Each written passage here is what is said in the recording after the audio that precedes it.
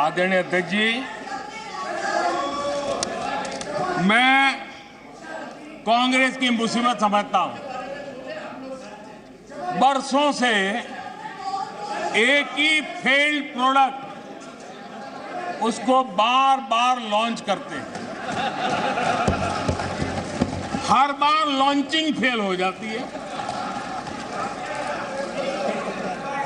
और अब उसका नतीजा ये हुआ है, मतदाताओं के प्रति उनकी नफरत भी सातवें आसमान पर पहुंच गई है।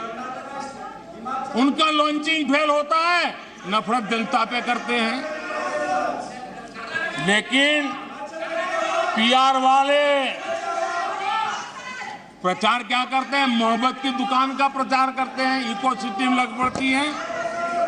इसलिए देश की जनता भी कह रही है, ये है लूट की दुकान, ये है लूट की दुकान, झूठ का बाजार। ये है लूट की दुकान, झूठ का बाजार। इसमें नफरत है, घोटाले हैं, तुष्टीकरण है, मन काले हैं। परिवारवाद की आग के दशकों से देश हवाले है। और तुम्हारी दुकान ने इमरजेंसी बेची है, बंटवारा बेचा है, सिखों पर अत्याचार बेचा है, झूठ कितना सारा बेचा है, इतिहास बेचा है, उरी के सच के प्रमाण बेचा है। शर्म करो नफरत की दुकान वालों, तुमने सेना का स्वाभिमान बेचा है।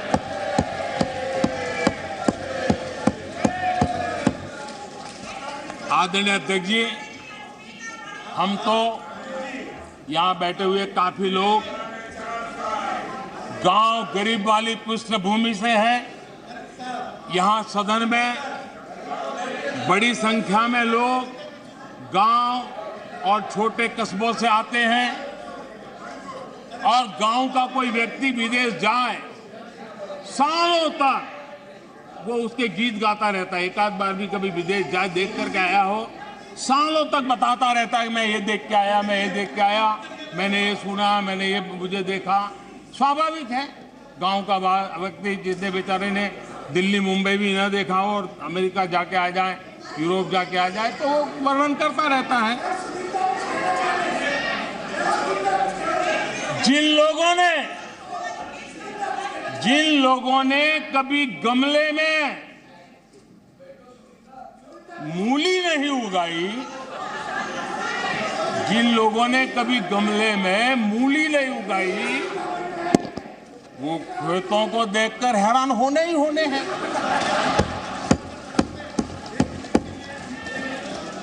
अध्यक्ष जी, हम आप लोग तो जो कभी जमीन पर उतरे ही नहीं, जिन्होंने हमेशा गाड़ी का शीशा डाउन करके दूसरों की गरीबी देखी है, उन्हें सब हैरान करने वाला लग रहा है। जब ऐसे लोग भारत की स्थिति का वर्णन करते हैं तो ये भूल जाते हैं कि भारत में 50 साल तक उनके परिवार ने राज किया था। एक प्रकार से जब भारत के इस रूप का वर्णन करते हैं, तब वो अपने पूर्वजों की विफलताओं का जिक्र करते हैं। ये इतिहास गवाह है।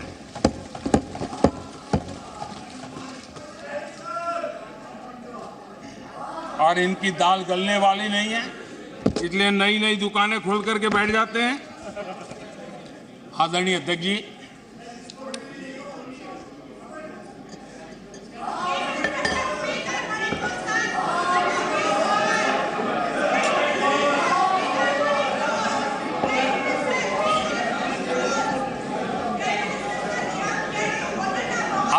जी, इन लोगों को पता है कि इनकी नई दुकान पर भी कुछ दिनों में ताला लग जाएगा। और आज इस चर्चा के बीच देश के लोगों को मैं बड़ी गंभीरता के साथ इस घमंडिया गठबंधन की आर्थिक नीति से भी सावधान करना चाहता हूं। ये देश में ये घमंडिया गठबंधन ऐसी अर्थव्यवस्था चाहता है जिससे देश कमजोर हो और उसका सामर्थ्य बढ़ न पाए। हम अपने आसपास के देशों में देखते हैं जिन आर्थिक नीतियों को लेकर के कांग्रेस के और साथी आगे बढ़ना चाहते हैं, जिस प्रकार से खजाने से पैसे लुटाकर वोट पाने का खेल खेल रहे हैं, हमारे आसपास के देश के हालात देख लीजिए, दुनिया के उन देशों की स्थिति देख लीजिए। और मैं देश को कहना चाहता हूं, इनसे सुधरने की मुझे कोई अपेक्षा नहीं है, वो जनता इनको सुधार देगी। आदरणीय अध्यक्ष जी, इस प्रकार की चीजों का दुष्परिणाम हमारे देश पर भी हो रहा है, हमारे राज्यों पर भी हो रहा है।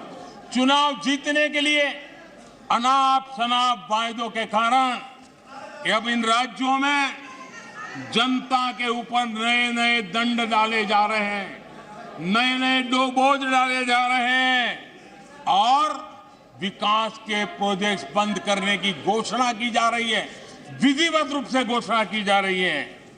आदरणीय अध्यक्ष जी, ये घमंडिया गठबंधन की जो आर्थिक नीति है, उस आर्थिक नीतियों का मैं परिणाम साफ देख रहा हूं और इसलिए मैं देशवासियों को चेतावनी, देशवासियों को सत्य समझाना चाहता हूं।